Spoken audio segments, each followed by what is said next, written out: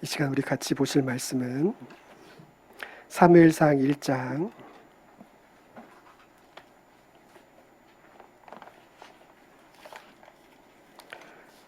사무엘상 1장 구약성경 408페이지 구약성경 408페이지 사무엘상 1장 9절부터 끝절까지 사무엘상 1장 9절부터 끝절까지 저와 여러분이 한 절씩 교독하시겠습니다. 제가 먼저 읽겠습니다. 그들이 실로에서 먹고 마친 후에 한나가 일어나니 그때 제사장 엘리는 여호와의 전 문설주 곁 의자에 앉아 있었더라. 서원하 이르되 만군의 여호와여, 만일 주의 여종의 고통을 돌보시고 나를 기억하사 주의 여종을 잊지 아니하시고 주의 여종에게 아들을 주시면 내가 그의 평생에 그를 여호와께 드리고 삭도를 그의 머리에 대지 아니하겠나이다.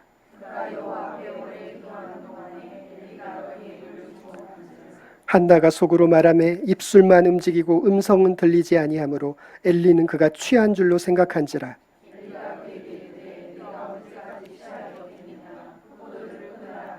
한나가 대답하여 이르되 내 주여 그렇지 아니하니이다. 나는 마음이 슬픈 여자라. 포도주나 독주를 마신 것이 아니요 여호와 앞에 내 심정을 통한 것뿐이오니.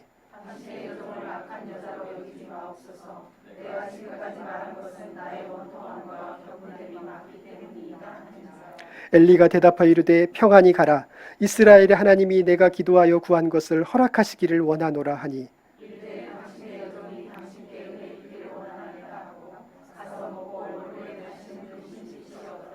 그들이 아침에 일찍이 일어나 여호와 앞에 경배하고 돌아가 라마의 자기 집에 이르니라. 엘가나가 그의 아내 한나와 동침함에 여호와께서 그를 생각하신지라.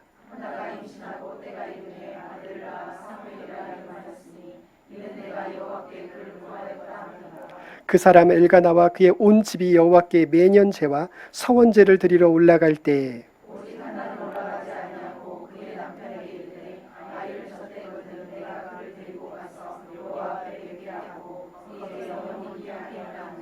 그의 남편 엘가나가 그에게 이르되 그대의 소견에 좋은 대로 하여 그를 젖대기까지 기다리라. 오직 여호와께서 그의 말씀대로 이루시기를 원하노라 하니라. 이에 그 여자가 그의 아들을 양육하며 그가 젖대기까지 기다리다가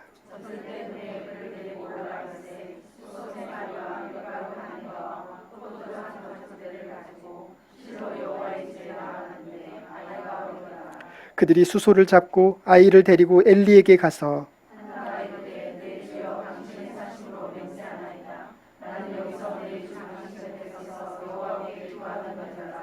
이 아이를 위하여 내가 기도하였더니 내가 구하여 기도한 바를 여호와께서 내게 허락하신지라.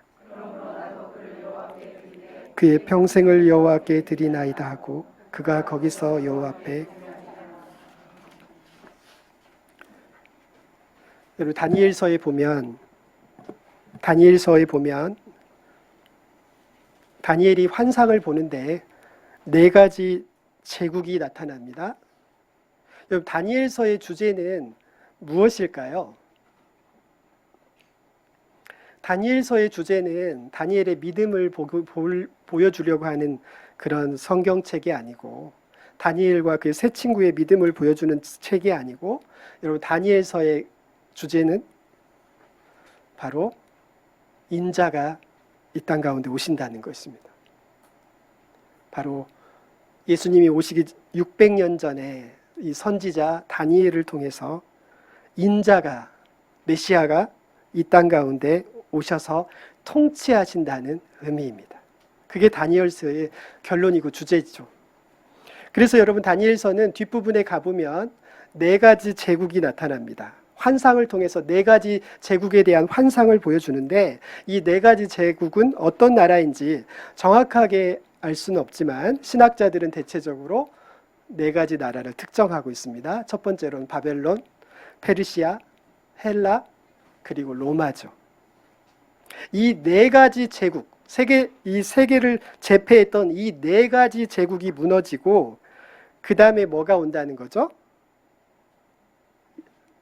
인자가 온다는 거예요. 바벨론, 이스라엘을 멸망시켰던 바벨론, 그리고 페르시아, 고레스, 그리고 헬라의 알렉산더, 이 로마의 아우구스투스, 이 네 대제국이 무너지고 나서 그리고 인자가 이 땅 가운데 오신다는 것입니다. 여러분, 그러면 느부갓네살의 바벨론, 그리고 고레스의 페르시아, 그 다음에 알렉산더의 헬라, 그 다음에 그 시저, 그리고 그의 양아들 아우구스투스, 의 로마, 이 대제국이 무너지고 그리고 인자가 오신다는 이 다니엘서의 예언은 어떻게 됐습니까? 그대로 성취되었습니다. 그래서 여러분, 지금 이 시대는 어느 시대입니까? 로마의 시대입니까? 미국의 시대입니까? 중국의 시대입니까? 유럽의 시대입니까? 지금 이 시대는 그래서 하나님의 나라, 하나님이 통치하는 시대라는 것이죠. 그래서 여러분, 주님은 이 땅 가운데 오셔서 하나님의 나라의 도래를 우리에게 선포하신 것입니다. 세례 요한도 바로 그것을 선포했죠. 회개하라, 하나님의 나라가 가까이 왔다. 하나님의 나라는 여기 있다 저기 있다 하는 것이 아니요, 하나님의 나라는 너희 가운데 임하였다. 여러분, 지금 이 시대는 하나님이 통치하는 시대입니다. 믿습니까? 거짓말하지 마십시오. 여러분이 믿으면. 여러분, 지금 윤석열 대통령이 다스리고 있고, 바이든이 다스리고 있고, 시진핑이 다스리고 있고, 김정은이 있는데 하나님의 나라가 도래했습니까? 유대인들이 예수님을 믿지 않는 첫 번째 이유가 바로 여기 있습니다. 유대인들이 예수님을 믿지 않는 이유, 너희들은 왜 예수를 메시아로 인정하지 않느냐라고 이야기하면, 유대인들이 대박이 하는 이야기가 뭐냐면, 메시아가 왔으면, 하나님이 이 땅 가운데 우리를 통치하시면, 이사야, 에스겔, 에레미야 모든 선지자들이 예언했던 것처럼 사막에 샘이 넘쳐 흐르고, 사자와 어린아이가 같이 뛰놀고, 광야에 꽃이 피고, 죽었던 바다가 살아나는 그 놀라운 역사가 예언서에 기록되어 있는데, 만약 예수가 그리스도면 왜 이 세상은 여전히 이 모양 이 꼴이냐? 여러분, 유대인들의 논리는 근거가 있습니까? 없습니까? 명확한 근거가 있습니다. 그래서 여러분, 유대인들 예수를 믿지 않아요. 1%도 믿지 않아요. 여러분, 0.1%가 믿습니다. 0.1%. 1000명 중에 1명이 믿는 거예요. 1000명 중에 1명이. 왜냐하면 이사야 선지자가 예언했던 대로 메시아가 오시면, 하나님이 이 땅 가운데 오셔서 통치하시면 사막에 샘이 넘쳐 흐르고, 광야에 꽃이 피고, 어린아이와 사자가 같이 뛰놀고, 그것이 메시아의 왕국의 모습입니다. 그런데 여러분, 왜 그런 하나님의 나라가 도래했는데, 하나님이 통치하시는데 어찌 이 세상은 여전히 불의한 세력이 판을 치고, 왜 병든 자가, 그리고 귀신이 왜 여전히 이토록 사람들은 고통을 당하냐는 것입니다. 여러분, 이것이 굉장히 난해한, 굉장히 어려운 부분입니다.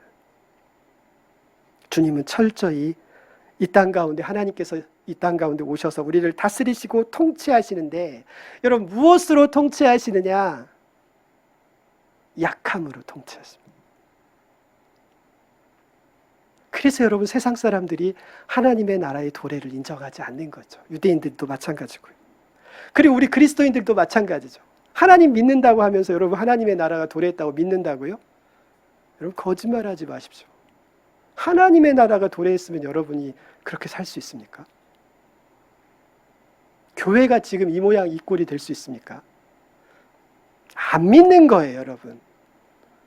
왜요, 여러분? 하나님은 철저히 자신을 은폐시키고 있습니다. 여러분, 하나님이 이 땅 가운데 베들레헴의 말구유에 오신 것, 그리고 나사렛 목수의 아들로 오신다는 것을 유대인들은 꿈에도 상상도 하지 못했던 일입니다. 인류의 역사는 이것을 꿈에도 상상할 수 없었던 일입니다. 왜요? 왜 하나님께서 자신을 철저히 약함 가운데 이 땅에 오셨을까요? 그래서 여러분, 유대인들도 예수님을 인정하지 않았고, 심지어 세례 요한도 나중에 실족합니다. 우리 세례 요한이 실족하는 게 여러분 잘 드러나죠? 자기의 제자를 보내서 당신이 정말 메시아 맞습니까? 여러분 세례 요한이 누굽니까? 처음에 예수님이 세례를 받으실 때, 주님, 나는 당신의 신발끈을 잡기도 풀기도 감당치 못할 나는 당신의 종입니다라고 했던 이 세례 요한이 나중에 실족합니다. 왜요, 여러분? 메시아가 이 땅 가운데 오셨는데 여전히 세상은 불의한 자들이 통치하거든요. 여전히 육신의 고통과 여전히 세상은 고통 속에 신음하거든요. 메시아의 왕국, 사막에 샘이 넘쳐 흐르는 일은 일어나지 않은 것 같은 거예요. 그러니까 세례 요한이 실족해서 제자를 보내서 당신이 그 메시아가 맞냐고 하는 것이죠. 여러분, 주님의 제자들도 마찬가지였습니다. 주님께서 십자가에 달리실 때 제자들은 뿔뿔이 다 도망갔습니다. 왜 도망갔을까요? 메시아라면, 하나님이 아들 메시아라면 어쩜 저렇게 처참하게 로마의 군병들에게, 그리고 바리새인들과 종교 지도자들에게 어떻게 하나님이 저렇게 처참하게 무너질 수 있냐는 것이죠. 그러니까 제자들 다 도망간 거예요. 다 떠나버린 것이죠. 그런데 여러분 어떻습니까? 나중에 제자들이 이 십자가의 도를 깨닫습니다. 하나님은 철저히 이 땅 가운데 약함 가운데 오셨다는 것을 깨닫습니다. 왜요, 여러분? 첫 번째로는 여러분, 하나님의 나라가 능력과 통치와 그리고 모든 불의한 세력을 싹 쓸어버리는 그런 하나님의 나라가 지금 당장 온다면 여러분, 세계 모든 나라, 모든 족속은 어떻게 됩니까? 유대인만 구원받습니까? 여러분, 주님께서 우리에게 하루가 천년이 하루처럼 기다리시며 우리에게 이 사명을 맡기시고 있는 이유가 무엇입니까? 우리에게 기회를 주고 계신 것입니다. 세상 모든 민족에게 기회를 주고 계십니다. 모든 나라, 모든 족속에게 복음이 들어가야 하기 때문에 주님은 인내하시며 기다리고 계십니다. 그래서 주님 사도 베드로는 이것을 뭐라고 하시냐면, 하나님은 하루가 천년이 하루같이 기다리고 계시다는 주님의 그 간절함을 이야기하고 있는 거예요. 그리고 두 번째로 주님께서 이토록 약하고 가난하게 오신 이유가 무엇입니까? 주님은 사마리아 여인에게 그 자신의 속내를 드러내십니다. 주님은 어떤 자를 찾고 계십니까? 영과 진리로 예배하는 자를 찾고 계신 것입니다. 만약에 여러분, 주님이 모든 나라, 모든 권세 위에 뛰어나신 그 왕권으로 여러분 이 땅 가운데 오셨다면 이 중에 누가 주님을 인격적으로 사랑할 수 있습니까? 그것은 그의 권세와 그의 권능과 그의 영광 앞에 굴복하는 것이지 누가 주님을 사랑할 수 있습니까? 여러분, 주님이 철저히 자신을 은폐시키시고 역사 가운데 숨기시는 이유가 무엇입니까? 주님은 철저히 자신의 능력을 절제하시고 그리고 능력을 행사했을 때도 제자들에게 이 사실을 다른 사람에게 알리지 말라 하셨습니다. 문둥병자를 치료하고도 이 사실을 다른 사람에게 알리지 말라. 귀신을 들렸다는 자를 귀신을 쫓아내고도 문둥병자를 치료하고도 이 사실을 다른 사람에게 알리지 말라. 철저히 자신의 능력을 은폐시키고 절제하시고 숨기십니다. 왜요, 여러분? 주님은 자신의 능력과 권세와 이름과 영광 앞에 굴복하는 자들을 찾고 계신 것이 아니라 사마리아 여인처럼, 그리고 막달라 마리아처럼, 삭개오처럼 철저히 자신을 인격적으로 자신을 사랑할 수 있는 사람을 찾고 계신 것이죠. 여러분, 하나님이 우리에게 믿음과 소망과 사랑을 주신 이유가 무엇입니까? 여러분, 믿음과 소망과 사랑이란 단어는 한 가지 대전제가 필요합니다. 여러분, 믿음과 소망과 사랑은 수직적 관계에서는 있을 수가 없는 이야기입니다. 전부 수평적 관계예요. 여러분, 힘과 권세와 부와 영광으로 여러분은 짓눌러버리면 그것은 믿음과 소망과 사랑의 대상이 아니에요. 그것은 여러분 굴복하는 것이죠. 하나님은 우리에게 어떻게 하기를 원하시는 것이죠? 철저히 우리를 믿음과 소망의 대상으로, 사랑의 대상으로 삼으셨다는 것을 하나님은 우리와 철저히 인격적으로 눈높이를 맞추신 거예요. 그래서 우리의 진정한 사랑을 원하는 것입니다. 여러분, 인류가 지금 1000년, 2000년이 도래했지만 여전히 인류의 종말이 오고 있지 않은 이유가 무엇입니까? 첫 번째로는 모든 민족에게 복음이 흘러 들어가서 그들에게 복음의 기회가 주어져야 합니다. 왜냐하면 우리만의 구원이 아니에요, 여러분. 신앙생활은 우리 교회의 교회 생활이 아니에요, 여러분. 우리끼리 잘해보자는 게 아니에요, 여러분. 우리 신앙은, 우리의 사명은 우리를 통해 복음이 땅끝까지 전해져야 돼요. 여러분, 신앙은 우리 교회 안에 머물러서는 절대로 안 돼요, 여러분. 모든 나라, 모든 족속에게 복음이 흘러 들어가도록 하는 것이 주님께서 우리에게 주신 지상 명령이었습니다. 그리고 여러분, 지금은 주님은 하루가 천년처럼, 천년이 하루처럼, 사마리아 여인처럼, 수르보니게 여인처럼, 삭개오처럼, 바디메오처럼 그 한 사람을 지금 찾고 계신 거예요. 그 한 사람을, 여기서 그 한 사람을 찾고 계신 것이죠. 여러분, 하나님이 지금 우리를 통치하고 계십니다.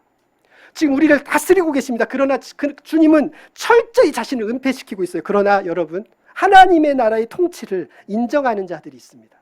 처음엔 제자들도 다 도망가 버렸고 그들도 하나님이 이 땅 가운데 오신 것을 의심하였습니다. 그런데 여러분, 어떻습니까? 사도행전에 보면 주님의 제자들은 이제 철저히 하나님의 나라의 통치를 인정하고 있습니다. 왜요, 여러분? 어떤 자들이요?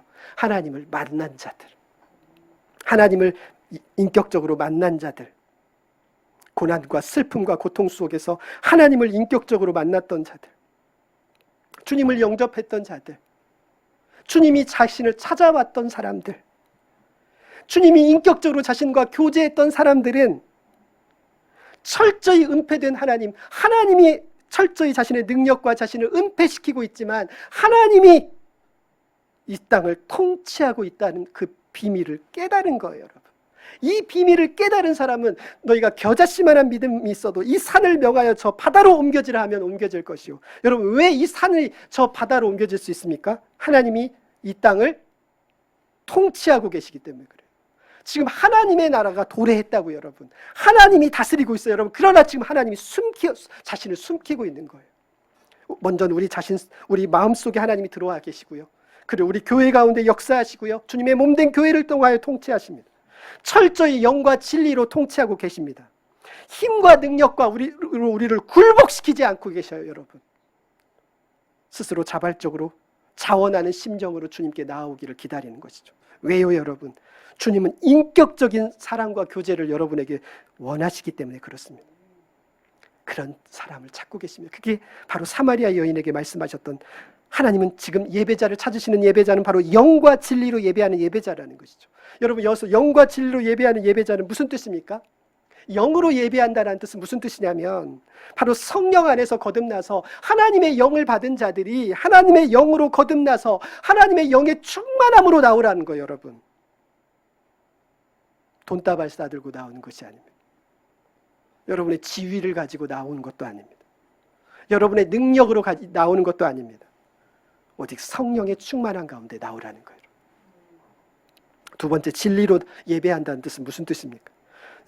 진리는 히브리어로 에메트라는 명사를 쓰고 있는데 이 에메트는 두 가지 뜻이 있습니다. 첫 번째, 진리라는 뜻입니다. 너희가 진리를 알지니 진리가 너희를 자유케 하리라. 여러분, 예배자는 진리를 아는 자들이 예배자들이에요. 그러니 여러분, 하나님 말씀을 모르고 진리를 모르는 자들은 예배자가 될 수가 없어요.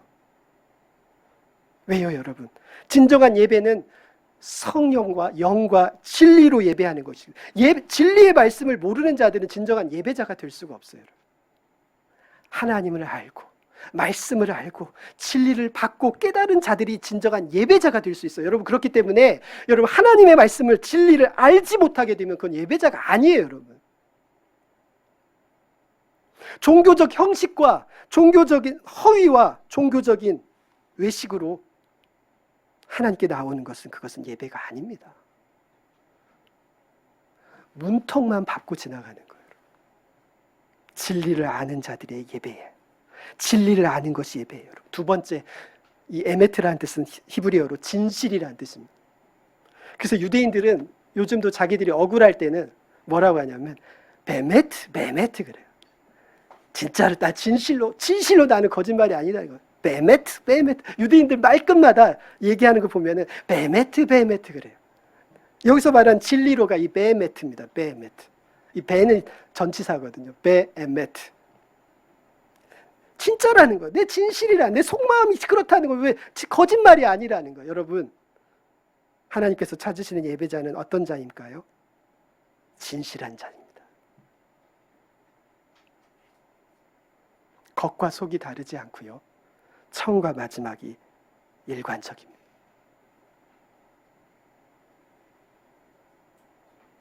여러분, 예배는 형식적인 것이 아닙니다. 누가 진실한 자냐는 거예요. 여호와의 눈은 온 땅을 두루 살피사 바로 그런 자를 찾고 계신 것입니다. 오늘 그러한 사람 한 사람이 드러납니다. 하나님의 나라의 도래는 벌써 2000년이 지났습니다. 로마의 아우구스투스 때 예수 그리스도가 이 땅 가운데 오시고 지금 2000년이 지났습니다. 하나님의 나라가 지금 시작되어 있습니다. 여러분, 하나님이 통치하십니다. 하나님의 사람의 공통점은 고난의 사람들입니다. 고난은 우리를 하나님이 부르시는 모양입니다. 고난으로 우리를 부르시는 것이죠. 모든 믿음의 조상들이 그랬어요. 그런데 여러분, 하나님께서 자신을 임신하지 못하게 하고 자신에게 고난을 주신 분이신데 한나가 어떻게 하는지 한번 볼까요? 여러분, 세상 사람 같으면 어떻게 하겠어요? 저와 여러분 같으면 어떻게 하겠어요? 하나님을 원망하고 하나님의 앞에서 우리의 믿음을 변절할 수도 있죠. 그런데 여러분, 한나라는 사람이 어떤 사람인지 한번 우리 볼까요? 우리 5절에 보면 5절 보면 한나에게는 갑절을 주니 이는 그를 사랑함이라. 여러분, 그의 남편 엘가나가 한나에게 몫을 주는데 얼마큼 주느냐? 다른 아내들에게 주는 것보다 2배를 줍니다. 2배를 줘요.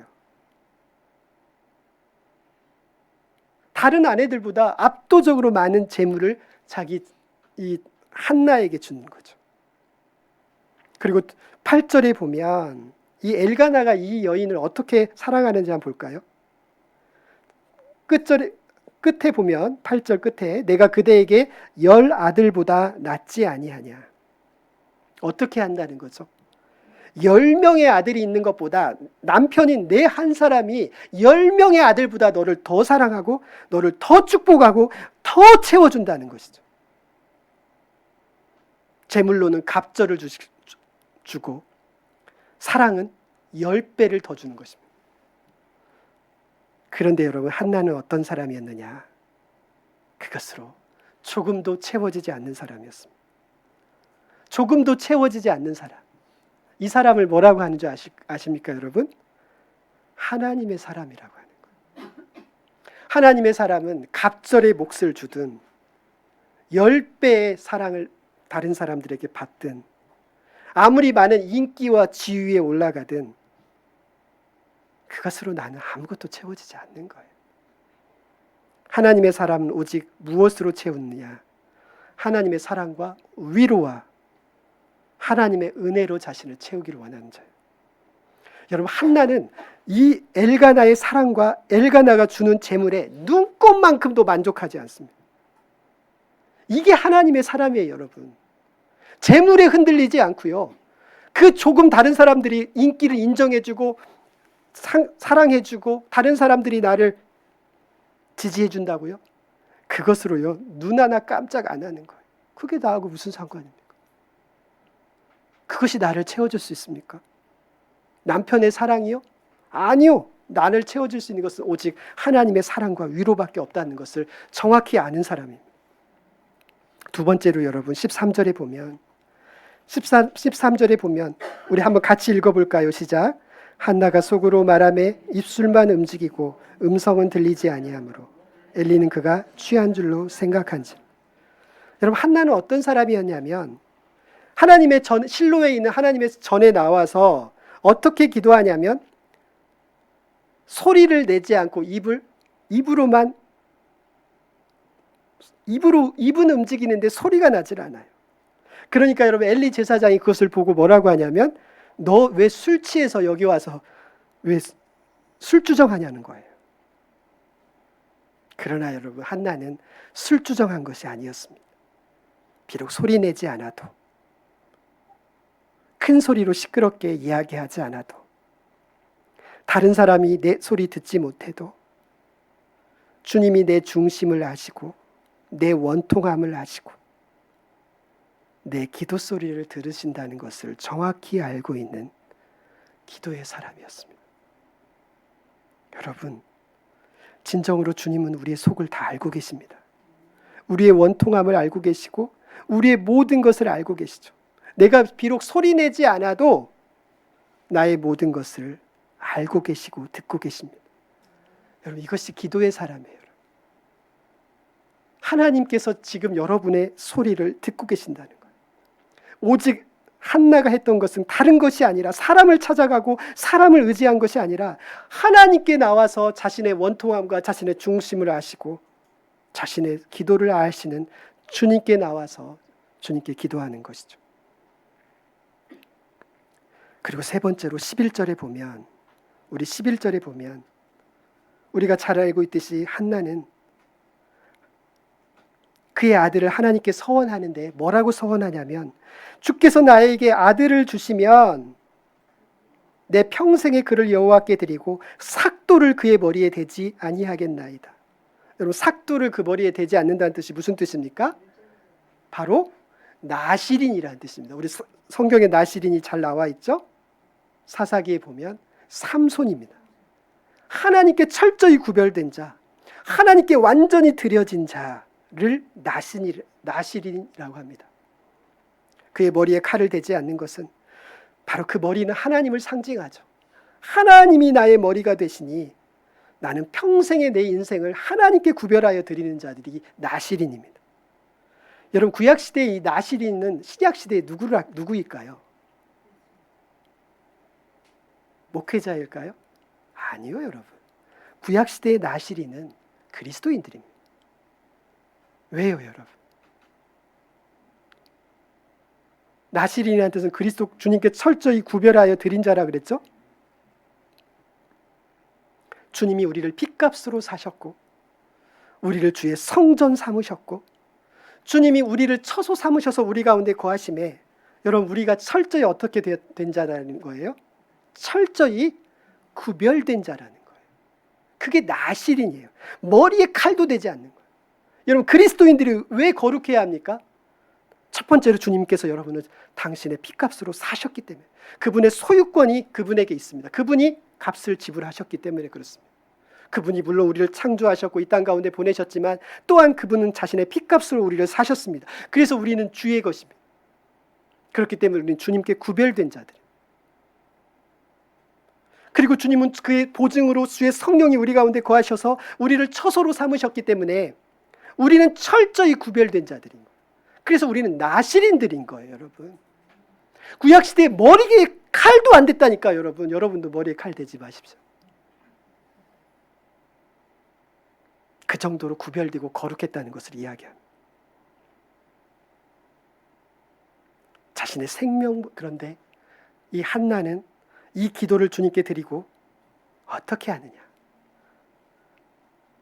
서원한 것뿐만 아니라 그가 자녀를 임신하고 잉태하고 출산하였을 때, 오늘 사무엘상 1장 무엇을 드러내고 있죠? 똑같이 그의 약속한 그대로, 그가 하나님께 서원한 그대로 사무엘을 하나님께 드리고 있는 것이 오늘 본문입니다. 여러분, 이렇게 할 수 있습니까? 여러분, 한나에게 사무엘이 누구입니까? 자신의 생명보다 더 소중한, 자신의 생명 10개보다도 바꾸지 않는 이 사무엘을 그는 하나님께 서원한 그대로, 조금도 약속을 어기지 않고 서원한 그대로 하나님께 나실인으로 하나님께 드려버립니다.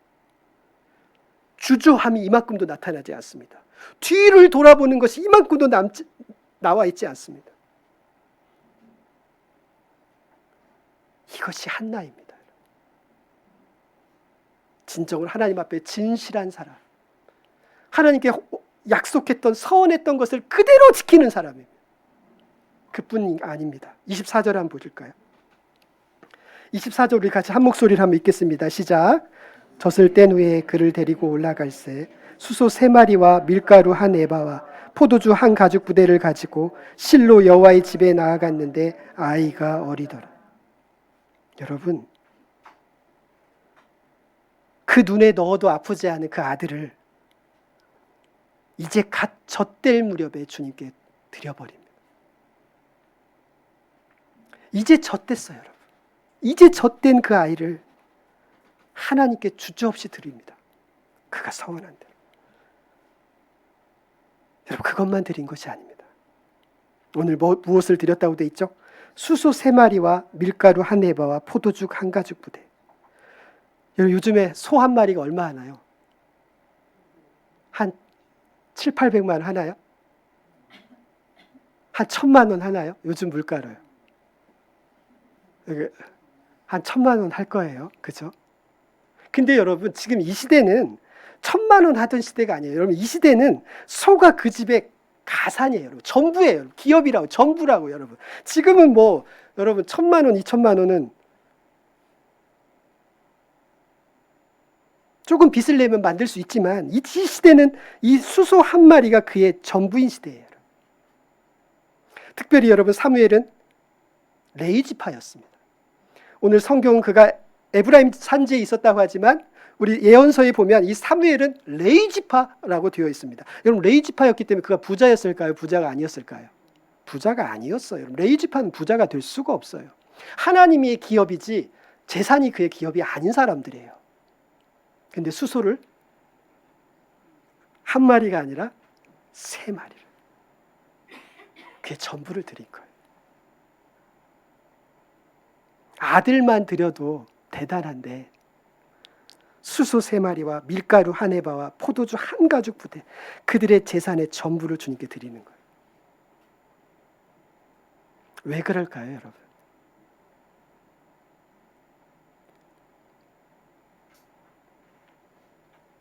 요한복음 21장에 보면 주님이 베드로에게 바요나 시몬아, 네가 이것들보다 나를 더 사랑하느냐? 여러분, 이 요한복음 21장에서 주님께서 이것들보다 나를 더 사랑하느냐라고 하는 이 헬라어의 문법을 보면 무슨 뜻이냐면, 너희 베드로야, 네가 이 세상의 그 어떤 것들보다 어떤 사람보다 더 나를 사랑하느냐를 묻고 있습니다. 요한일서 2장 15절에 보면 이 세상이나 세상에 있는 것들을 사랑치 말라. 여러분, 우리가 돈을 사랑하지 않을 사람이 어디 있습니까? 이 세상에 있는 것을 사랑하지 않을 사람이 어디 있습니까? 그것을 묻고 있지 않아요. 여러분, 돈은 누구나 다 사랑하죠. 그러나 베드로에게 묻고 있는 것은 무엇이냐? 네가 이것들보다 더 주님을 사랑하느냐? 그것을 물어보고 있는 거예요. 여러분, 비교급이에요. 마태복음 산상수훈에 보면 주님께서 너희가 재물과 하나님을 동시에 사랑할 수 없다라고 하죠. 여러분, 돈 사랑하지 않는 사람이 어디 있습니까? 저한테 여러분, 돈 사랑하지 않냐고 하면 내가 사랑하지 않는다고 할까요? 그것을 묻고 있는 게 아니고요. 하나님과 재물 중에 무엇을 더 사랑하느냐라는 것을 물어봐요. 비교급이에요, 여러분. 비교급이에요. 여러분, 한나가 자기 아들을 아끼지 아니하고 주님께 드릴 수 있었던 이유가 무엇입니까? 아브라함이 이삭을, 백세에 낳은 아들 이삭을 하나님께 주저함 없이 드릴 수 있었던 이유는 무엇입니까? 여러분, 베다니 마리아가 향유 옥합을 1년치 연봉이라고 그랬어요. 여러분, 베다니는 여러분 어떤 동네냐면 예루살렘 바로 밖에 있는 도시예요. 거지, 문둥병자, 그들이 사는 동네예요, 여러분. 베다니라는 곳은. 그러니까 거기는 다 거렁뱅이들이 사는 곳이에요. 근데 그 여인이, 이 베다니 마리아가 향유 옥합 1년치 연봉을 깨트립니다. 그러니까 1년치 연봉을 깨트린 게 아니에요, 여러분. 그게 무엇을 깨트린 거죠? 전부를 깨트린 거예요. 그러니까 옆에 있는 제자들이 불같이 화를 내죠. 그 돈이면 쓸 게 얼마나 많은데 그 돈을 어디다 땅에다 붓냐는 거죠. 여러분, 주님이 우리를 자신을 더 사랑하냐고 묻냐는 것은 무엇이냐면 재물과 하나님과 세상과 하나님과 무엇을 더 사랑하냐고 묻고 있는 것입니다. 그러나 여러분, 향유 옥합을 깨뜨렸던 것, 한나가 사무엘을 주님께 드릴 수 있었던 것, 아브라함이 이삭을 하나님께 바칠 수 있었던 것은 무엇이었습니까? 그것은 물어보고 말 것도 없이 하나님, 나는 하나님을 더 사랑해요 라고 고백하는 것입니다. 시편 63편의 3절에 보면 주의 인자가 생명보다 나음으로, 여러분 시편 63편 3절에서 시편의 기자는 그것을 고백하고 있습니다. 주의 인자가 생명보다 나음으로 내 입술이 주님을 찬양할 것입니다. 이 뜻이 무슨 뜻입니까? 주님의 사랑이, 주님을 향한 사랑이 나의 생명보다 더 낫다는 거예요. 나의 생명보다, 한나에게 사무엘보다, 아브라함에게 이삭보다, 나의 생명보다 주님을 향한 사랑이 더 낫다는 거예요. 주의 인자가 생명보다 나음으로 내 입술이 주님을 찬양할 것이라는 것입니다. 여러분, 믿음의 사람들은 이런 사람들이었습니다. 히브리어로 아하브, 이 사랑하다는 의미는 아하바라는 사랑이라는 명사는 무슨 뜻이냐? 자기 심장을 꺼내서 당신에게 드립니다라는 뜻입니다. 심장을 당신에게 드립니다. 여러분, 함부로 사랑한다는 얘기하면 안 돼요. 여러분, 심장을 꺼낼 수 있을 때 이야기하시라고요. 사랑한다는 얘기 그렇게 쉽게 하는 거 아니에요, 여러분. 제가 제 아내를 사랑하지만 제 일평생 한 가지 드리지 못했던 기도가 있습니다. 우리 아내는 여러분, 발가락이 아파서 조금만 잘못 디디면 칼로 발을 싹 베는 듯한 고통이 있습니다. 조금만 컨디션이 안 좋거나 여러 약함이 있기 때문에 발만 잘못 디뎌도 칼로 발을 싹 이는 고통이 있답니다. 저는 아내를 위해서 한 가지 기도를 못한 게 있습니다. 하나님, 저 고통을 내가 대신 짊어지겠습니다 라고 기도한 적이 단 한 번도 없습니다. 왜냐하면 저는 주사도 무서워하기 때문에. 진짜 주님이 그 기도에 응답하셔서 저 고통을 나에게 주시면 주사도 무서운데 발을 디딜 때마다 발을 칼로 싹싹 이는 고통이 나한테 주시면 안 될 것 같아서 저는 결혼한 지 지금 20년이 넘었지만 그 기도를 드린 적이 단 한 번도 없습니다. 여러분, 사랑이란 건 그런 것입니다. 내 심장을 상대에게 꺼낼 줄 수 있어야 돼요, 여러분. 그렇기 때문에 사랑은 아무나 하는 것이 아닙니다. 그런데 주님은 우리에게 그렇게 하셨습니다. 주님은 우리를 그렇게 사랑하셔서 자신의 생명을 아끼지 아니하시고 우리를 위하여 내어주신 분이십니다. 그래서 주님은 우리를 사랑하신다는 그 사랑을 우리에게 보여주신 것입니다. 여러분, 그 사랑을 받은 우리들은 어떻게 고백해야 하겠습니까? 주님의 사랑이 생명보다 나음으로, 주의 인자가 생명보다 나음으로 내 입술로 주님을 찬양하겠습니다. 이렇게 고백해야 하지 않겠습니까? 그런데 여러분은 주님을 위해서 무엇을 드리셨습니까? 그게 주님 사랑하는 겁니까?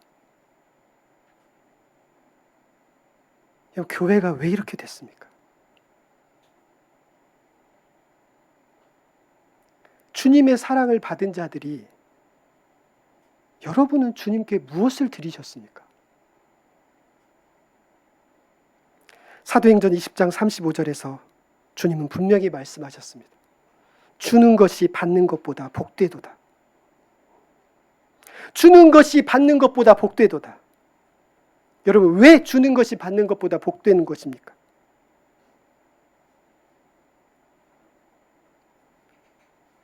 드릴 수 있다는 것은 그것은 사랑한다는 의미이기 때문에 그렇습니다. 사랑한다고 하면서도 드리지 못하는 것이면 그게 무슨 사랑입니까? 예배 한번 드리는 것도 인색하고, 기도의 자리에 한번 나오는 것도 인색하고, 도대체 여러분은 주님을 위해서 무엇을 드리셨습니까? 믿음의 조상들은 그런 사람들이 아니었습니다. 자신의 생명을 주님께 드리는 사람들이었습니다. 한나는 주님께 모든 것을 거둔 사람이었습니다. 한나에게 사무엘은 그의 인생 전부였습니다. 나사로의 동생 마리아는 그의 향유 옥합을 깨뜨려서 주님께 드렸습니다. 삭개오는 그의 이름을 불러주신 주님의 은혜에 감사해서 그의 모든 것을 주님께 드렸습니다. 여러분은 주님을 위해서 무엇을 드리셨습니까? 주님께 드리는 것도 없으면서 주님을 사랑한다고 이야기할 수 있습니까? 주님은 부자 청년에게 너는 그것을 팔아 가난한 자들에게 주고 나를 따르라 했습니다. 왜요, 여러분? 주님이 돈이 없어서 부자 청년에게 돈 달라고 했습니까? 여러분, 주님을 오해하지 마십시오. 주님이 돈이 없어서 부자 청년에게 돈 달라고 한 것입니까? 네가 나를 이 세상이나 세상에 있는 것보다 나를 더 사랑하느냐? 그것을 물어보신 것입니다. 그 재물보다 나를 더 사랑하는지를 묻고 계신 거예요. 그러나 부자 청년은 뒤도 안 돌아보고 주님을 떠납니다. 여러분, 창세기부터 사도행전에 이르기까지 하나님의 사람들은 어떤 사람이었느냐? 주님께 모든 것을 걸었던 사람들입니다. 아브라함은 그의 본토 친척 아비집을 떠나, 여러분 고대 사회에서 4000년 전에 본토 친척 아비집을 떠났다는 뜻은 무슨 뜻이냐면 그의 모든 것을 다 포기한 거예요.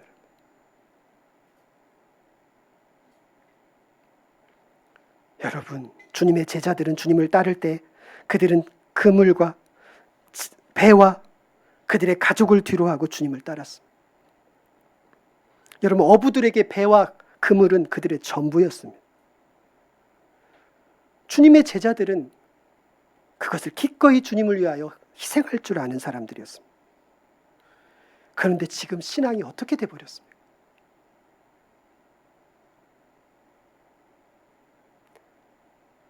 여러분, 그것은 주님을 사랑하는 것이 아닙니다.